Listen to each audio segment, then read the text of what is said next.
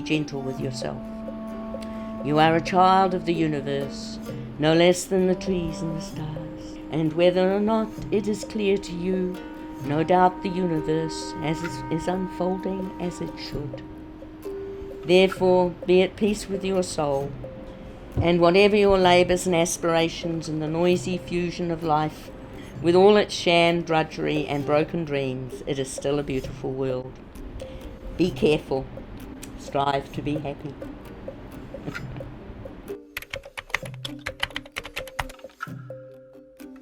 We were travelling around the west coast of the South Island to find an old commune called Katajuta. A lot of communes sprung up in the 70s during the hippie movement. Katajuta is one of the remaining few.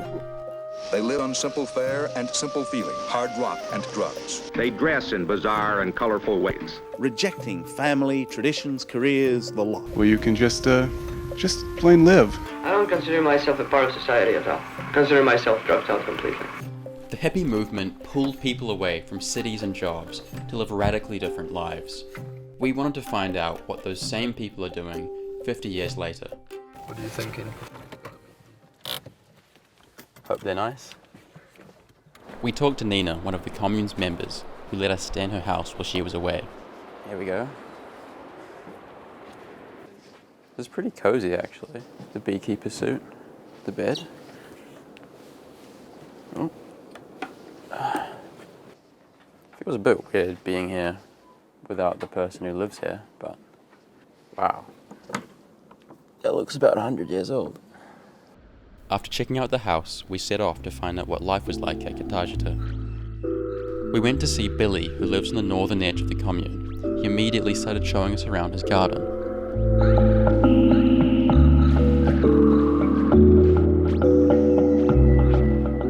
Yeah, I'm Billy. That's about all there is to know. Old hippie. Why would you... Look at it. This is on a rainy day. This is a fantastic place, man. How do you spend your days here? Like pissing around in the garden. Well, I've got to scrub that bloody caravan down. I've got more work here than I need.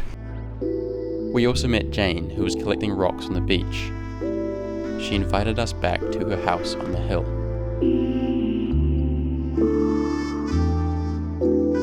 You know, you can catch fish, you can go and get shellfish, there's far too many goats up in the hills, they need to be culled. Then we ran into Bill at the commune bar, and he offered to take us down to the beach. Yeah, most people grow their own vegetables, keep chickens or ducks. These are my friends. They're really greedy. They're gluttonous. They're very greedy. You can grow a lot of your own veggies and everything else. So one can live very cheap. Feijoas, they grow really well around here. There you go. You don't have to buy your own potatoes. You get them fresh every time you want them. I feel sorry for the rich people. They've got to spend thousands to go to Fiji for a holiday. I can go and buy a choppy bar and go down the beach and enjoy it. What we're looking at is all owned by the commune? Yes, yeah. Not quite as far as the cliffs. A bit untidy, but yeah. Oh, wow. Have a bathroom. So you have baths here?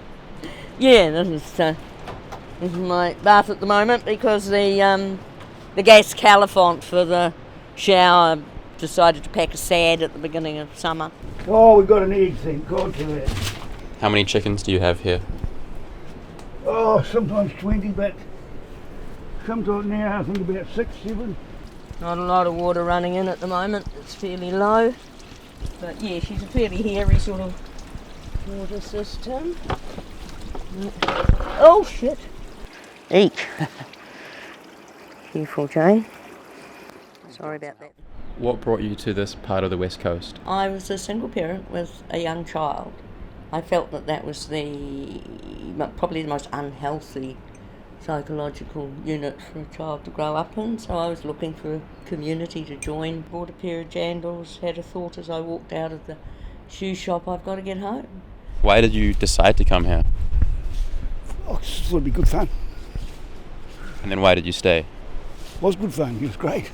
But the first night that I actually slept on the ground with nothing but a space blanket and a sleeping bag between me and Papatuanuku, the earth,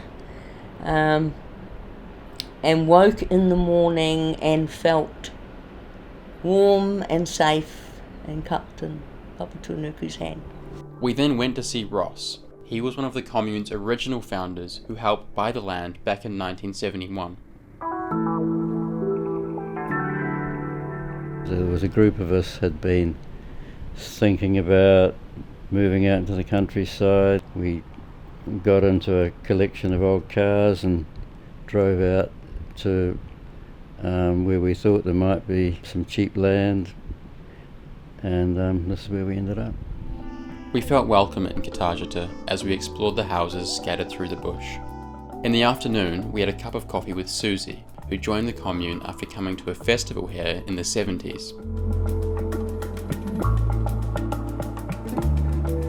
Did you sacrifice anything coming here? My eldest child.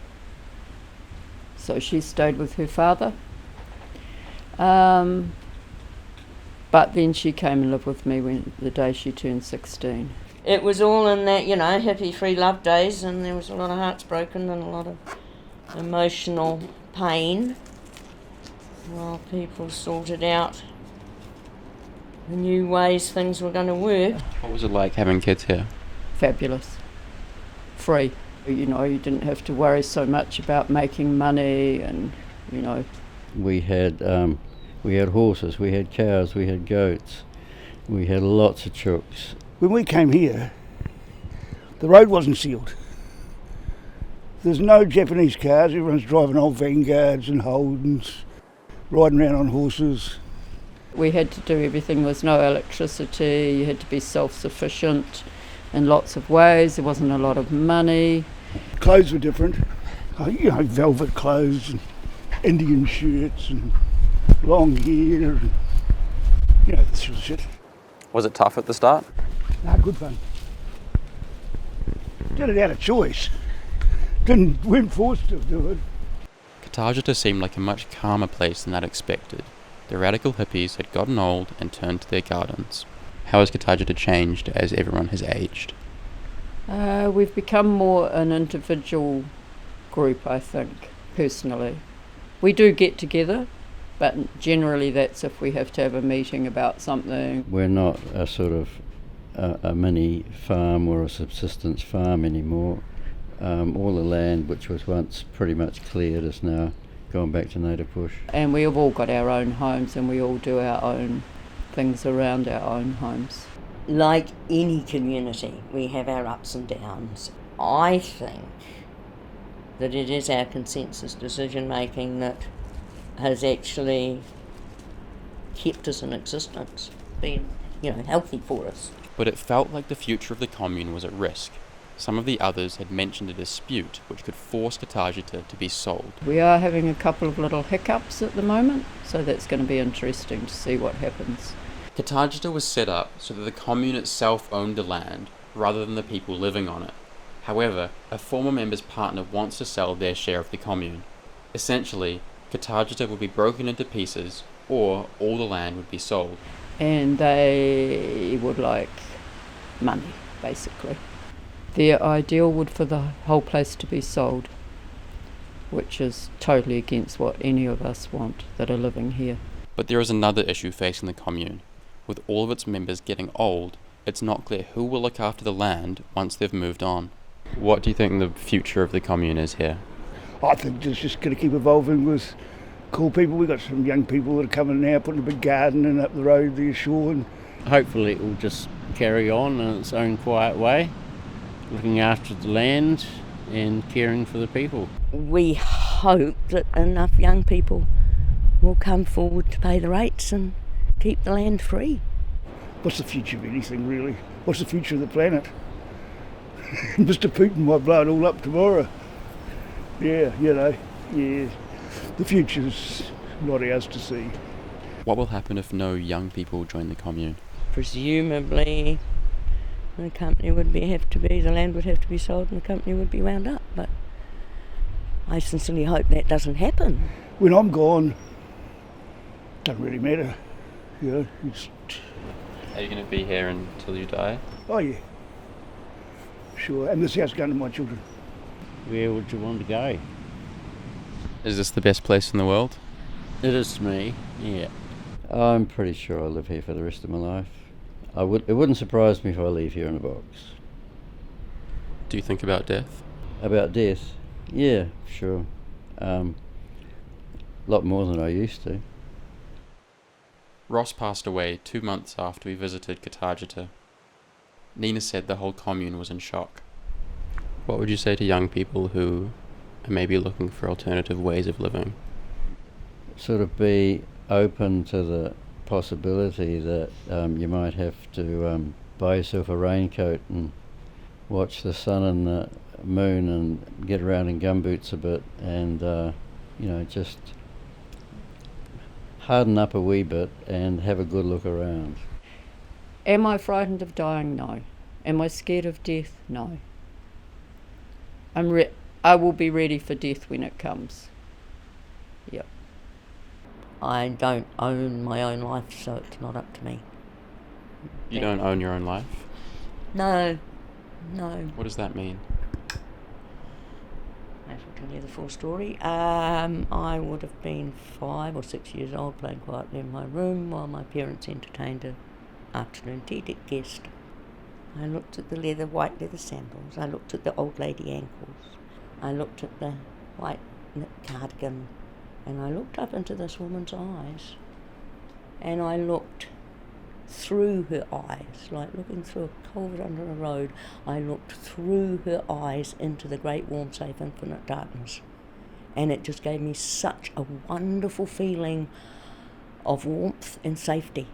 If I hadn't had that experience, I don't think I would have survived my attempted suicide at 19, when I saw the same infinite darkness but totally cold, totally terrifying. And I came back from that experience knowing that I did not own my own life. I had been given the gift of life. I could do what I liked with it. But when the time came, I would give it back. Do you think there's anything after death? There must be. There must be something.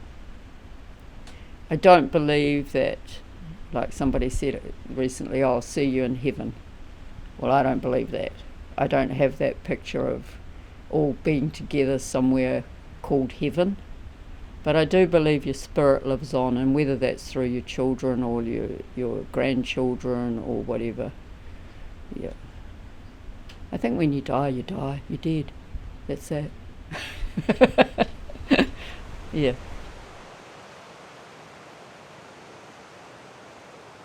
We interrupt our program to bring you this important message. The Department of Information is expanding through a revolutionary technology called Patreon. This will allow us to continue distributing independent content. For only $5 New Zealand a month, our interns will receive exclusive content, including extended cuts, full-length interviews, and behind-the-scenes videos. For $20, our regional managers will receive the same exclusive content, an annual Christmas card, and our eternal gratitude. Finally, alongside all other perks, board members will be recognised at the end of each video. Please send your applications to patreon.com/the Department of Information.